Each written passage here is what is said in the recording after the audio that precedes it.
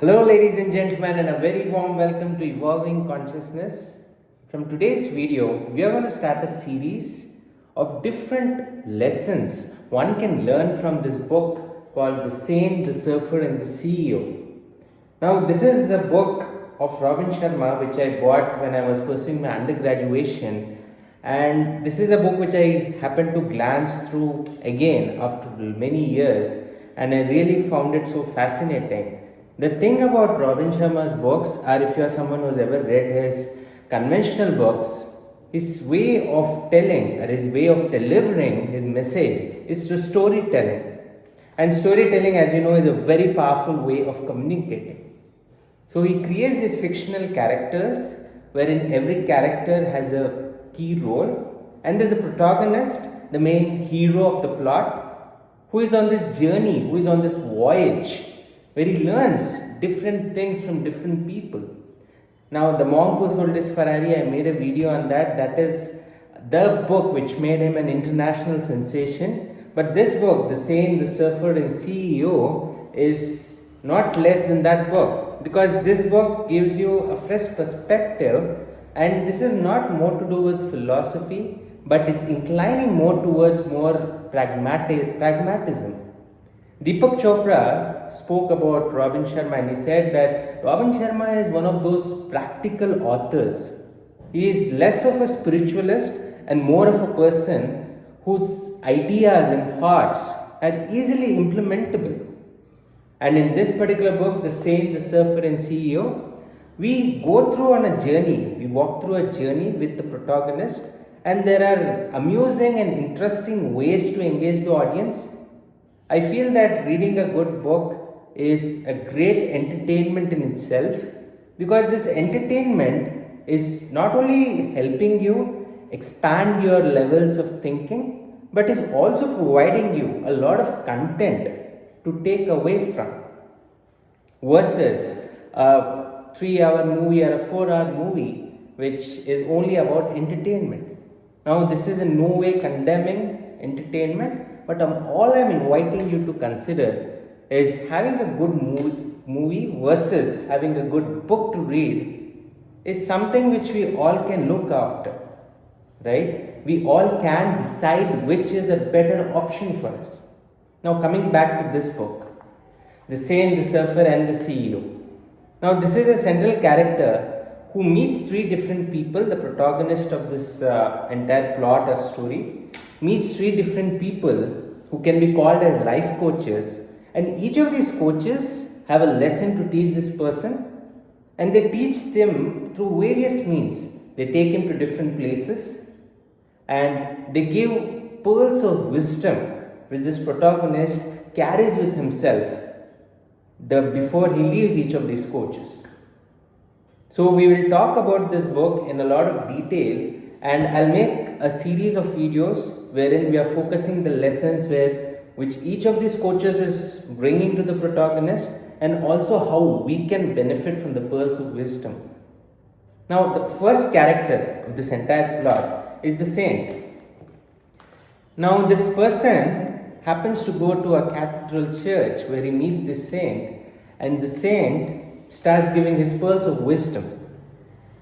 Now, the saint is not acknowledging or is not forcing him to become a spiritual person, from a stereotypical standpoint, but he gives him some very tangential narratives which he has never heard of before.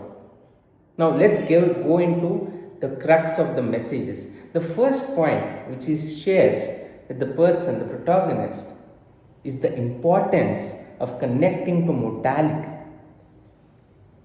The fact, he says, that once a person is aware or is constantly acknowledging the fact that we have a limited time on this planet, he is more alive. Now, this is a very different way of looking at death, because oftentimes we have a lot of negative connotations associated with death. But Steve Jobs had a very clear understanding. Steve Jobs had a very deep connection with this idea of death. He said, whenever I am on a crossroads between making two difficult decisions, when I'm confused between making two decisions, conflicting decisions, the question I ask myself is, if this was the last day of my life, which decision would I take? And that would ease my decision making process. He's saying that once we connect to mortality, all the nonsense, all the garbage is discarded out of our life. And we are more laser focused, we are more authentic to our own self. Because we feel, just understand this, just think about this. If one fine day you or me realize that we only have a year to live, how would our life turn out? Do you think we'll be wasting time in blaming or complaining about the way things have worked, or would we be cursing the destiny or people around, or would we be focused on what matters the most? Obviously, we'll be focused on what matters the most. But also there's a different way of functioning. Some might be acutely scared of what might happen. There's a beautiful story which is coming from the Srimad Bhagavatam. Now, the very beginning of Srimad Bhagavatam starts with the story of King Parikshit, who is bitten, who is cursed by a saint that you only have 1 week on this planet. And that 1 week, Maharaj Parikshit utilizes in hearing Srimad Bhagavatam, the glories of Lord Krishna. Because now he is very much focused about his goal. He is absolutely clear with a lot of conviction, like how he would be spending the last 7 days of his life. The reason I brought about this example is because when you are focused on life, the number one reason for distraction in today's age is somewhere down the line, though we know that our time on this planet is finite, we still feel that we have all the time in this planet and we do all useless activities, we engage in all useless activities which do not bring any kind of joy to our soul. Sure, they might make us feel good, but they don't serve us in the long term. But still we engage in that because we feel we have a lot of time. So the very first time the saint is trying to portray or is trying to convey to the protagonist is always connect to mortality. He says thinking about death is very life affirming. Thinking about death is very life affirming. Now also he says that let us understand the way the world works. He says that every time we shift, we always have this tendency to blame the outside world, to blame the other person, to blame the situations, the history, the geography, the economics of a certain situation. But very few people have the spine to take personal responsibility. Because it's easy to blame others, it's easy to play the victim card, but it's absolutely difficult to take responsibility. He says that whenever you have a triggering point in your life, thank that person who has been instrumental in triggering that nasty or negative emotion. He gives a simple example. He says, let's say that you were very angry on a certain person, or you are someone who despises certain negative qualities in the other person, or maybe you don't like certain qualities in a particular person. Now, the fact that you are able to see those negative qualities in that person shows that somewhere down the line, those qualities are there in your consciousness. Now, this is a very deep point, and most of us in the very first instance, when we hear this, we will probably not able to comprehend. So, let me unravel or probably deconstruct it in simpler terms. So, basically what he's trying to say is, unless a person has a trace of anger, has a trace of a certain negative connotation or quality, it is absolutely impossible for him to see it in another person. Now let me give you a story, a real story of an Indian saint. Now the saint was a great devotee of Lord Vishnu. He was such a passionate devotee that he used to do his spiritual practices with a lot of devotion and rigor. And because of that, some of the neighbors and the people around him used to despise him. That this person is such a nuisance, he engages in a lot of kirtan, bhakti, and all these practices. So one fine day, they all come together to conspire a plan to humiliate him, a plan to making a laughing stock front of the public. So what they do is, whenever this person was going to come out of there was a particular slot in the day where this person used to come out of his house, and he used to go to take his day-to-day stuff. So what these people did was, when he was moving out of his house towards the entrance, they prepared a garland of footwear. All the people collected their respective footwears and they prepared a garland of footwear. In such a way, they placed that footwear over that entrance that as soon as the person opens his gate, the garland of foot hair would automatically come on his shoulders. And that did happen. And everybody started laughing and insulting that saint. But do you know how that saint reacted?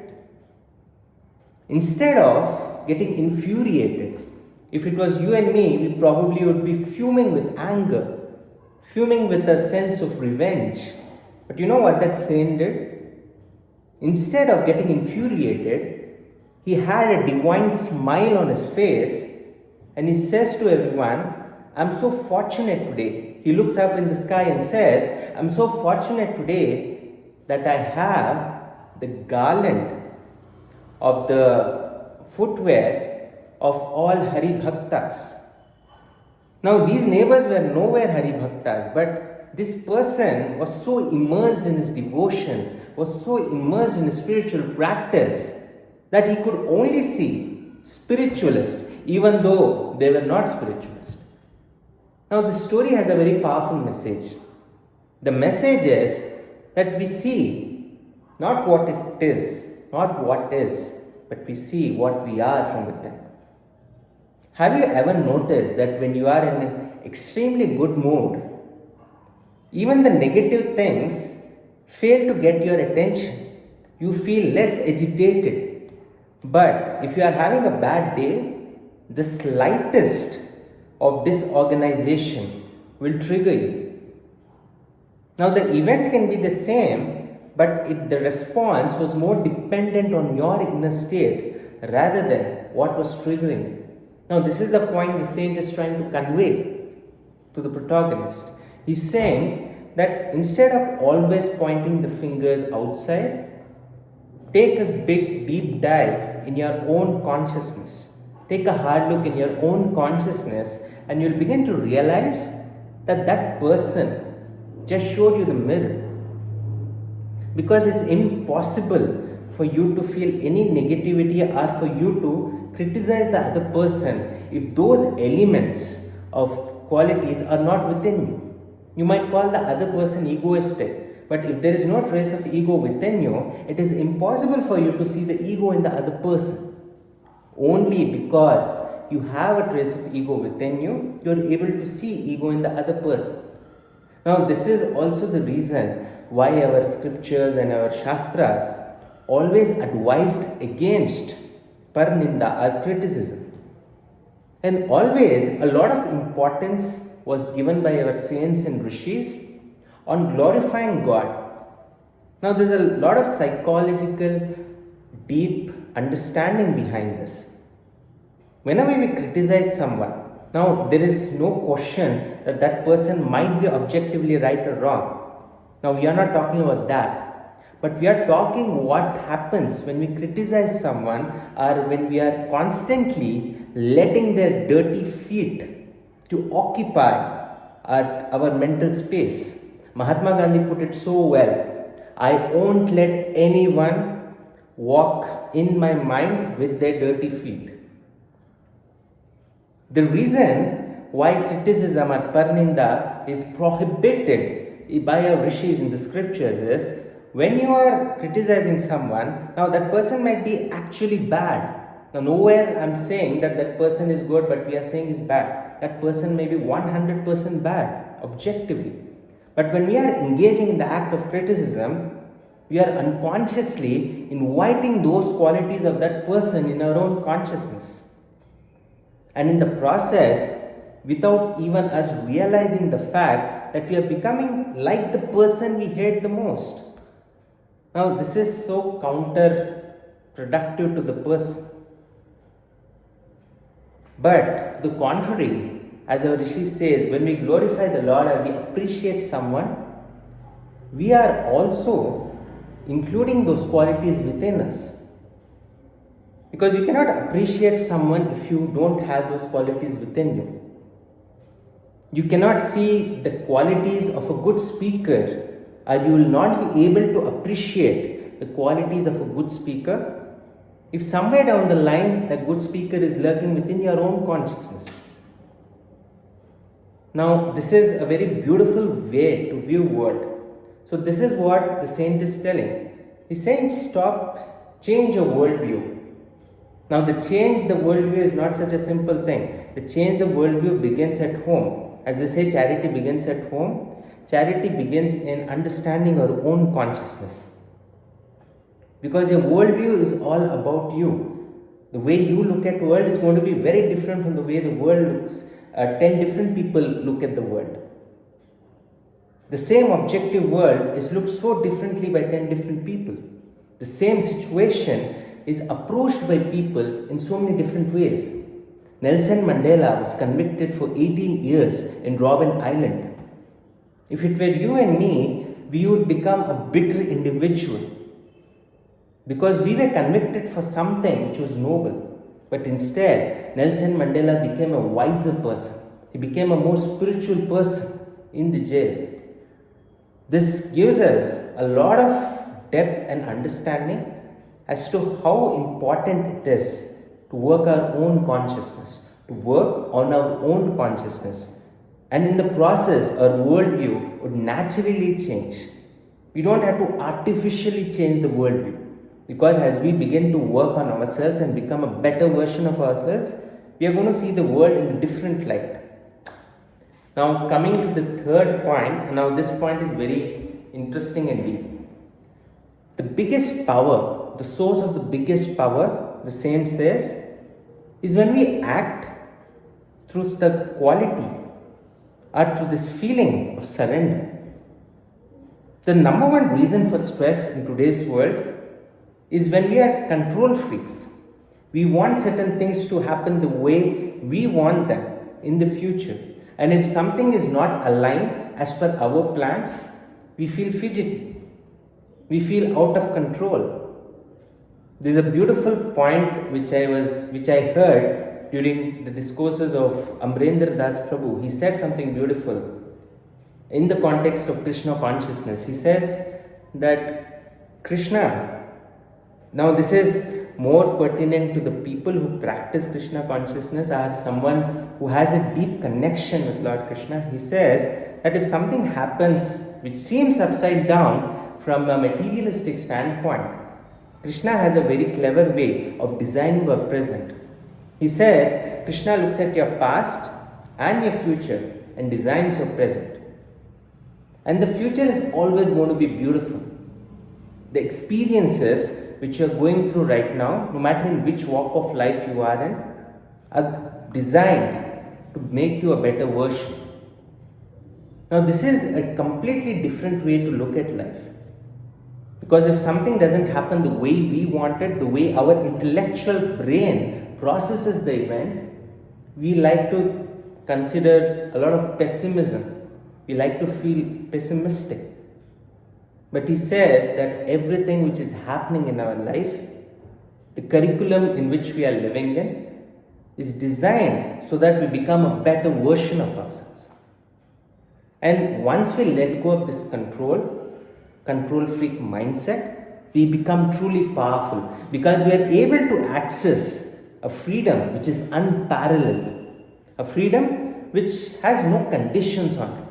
This level of unconditional freedom can only come about where we surrender to a universal intelligence, an intelligence which knows more than what we need, which is more intelligent, and he knows what is important for us and what we truly need, because oftentimes our intellect is very limited. A person who thinks, a human being who thinks he knows everything, he is living in a fool's paradise. A truly intelligent person will be humble enough to acknowledge that his understanding and intellect is limited. And once you develop this quality of surrender, this quality of I know limited, I know nothing, that is the time you access true freedom. And coming to the last point, which the saint talks about, he talks about the fact that imperfections give meaning to life.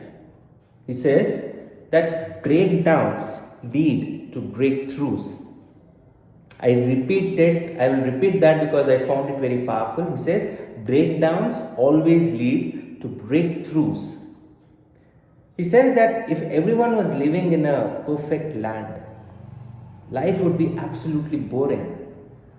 The fact that every human has an imperfection inspires him to be on this voyage, on this journey of trying to become a better version. And there's no perfect individual in this planet. The so-called celebrities and the so-called people who project themselves as very happy individuals, they are also human beings. There's only one perfect person, and that is God Himself. So the way you look at imperfections is now very refreshing. You stop viewing imperfections as impediments or as obstacles to growth. You stop comparing your life with the life of your peers. I recently read a very beautiful line which says, comparing yourself with others is like committing violence with yourself. Because understand the fact, even if you don't have a spiritual mindset, you'll begin to acknowledge, you can begin to understand that every person in this planet is on a particular journey. Everyone has good and bad. There's no better or worse. They're all different, and every person has a unique role to play in this world. Now, when we have this kind of mindset of looking at imperfections as means to give meaning to our life, this completely changes that victim mindset. And Robin has reiterated a central point across all his books. He always says leadership begins with self-leadership. If you're not able to lead your thoughts, emotions, your actions, if you're not able to lead yourself, how do you expect to lead others? And a beautiful point which the saint emphasizes is most of us like to operate through this consciousness of tit for tat. Have you ever seen animals? If you ever observe a dog, what does it do, right? Now, dogs are great creatures. Dogs are more loyal than most human beings. Because if you feed dogs regularly, they will start showing their loyalty and affection towards you. But some human beings, no matter how much they feed them, they probably are not so loyal.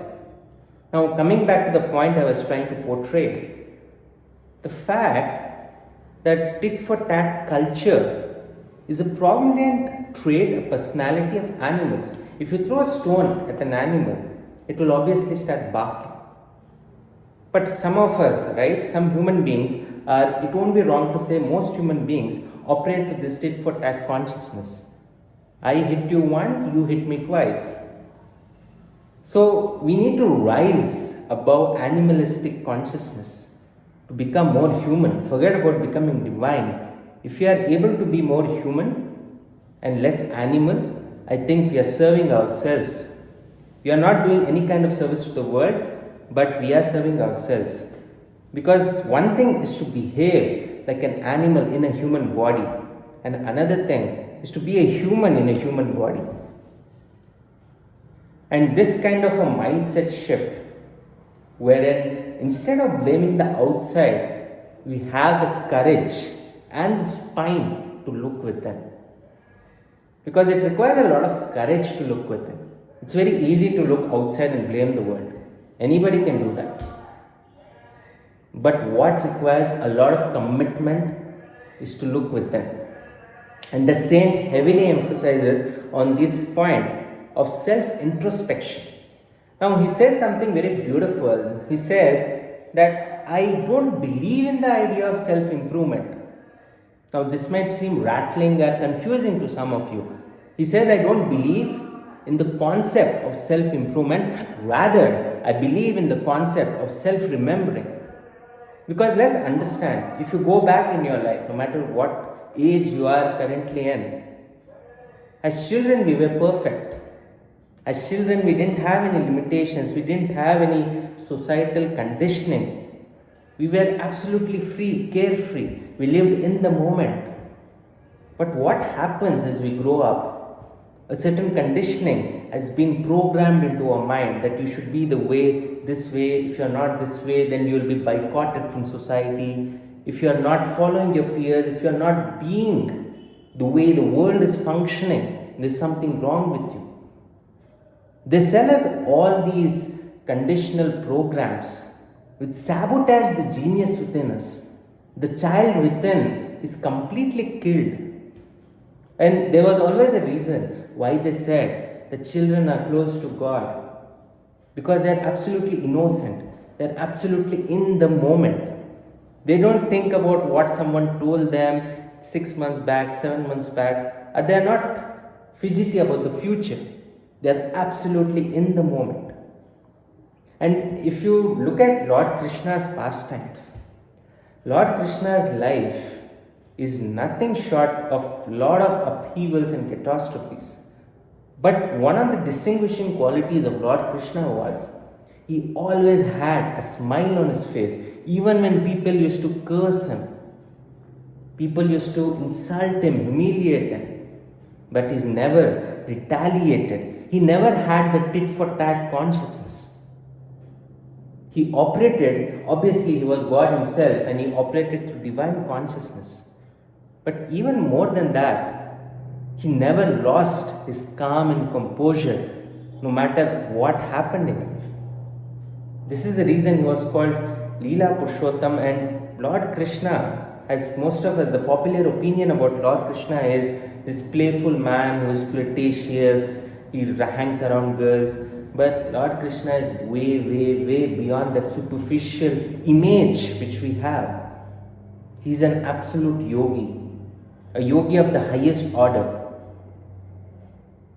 And his life epitomizes what living a life is. Because he is very playful, he was very childlike. He always used to be in the moment. He never harbored negativity even towards his most fierce enemies. Hope my today's video gave you glimpses of what the saint was trying to teach the protagonist. Now I'll make 2 or 3 more videos on this particular book, The Saint, Surfer and CEO. We have covered the saint. Largely we have covered the lessons which the saint was trying to teach. Now we have left with the surfer and the CEO. Stay tuned for those videos. Now those videos are going to be more pragmatic because we are going to be covering the more pragmatic lessons of life through those 2 life coaches. If you really enjoyed this video, do let me know what you felt about this video and what are the things which can be improved upon in this video.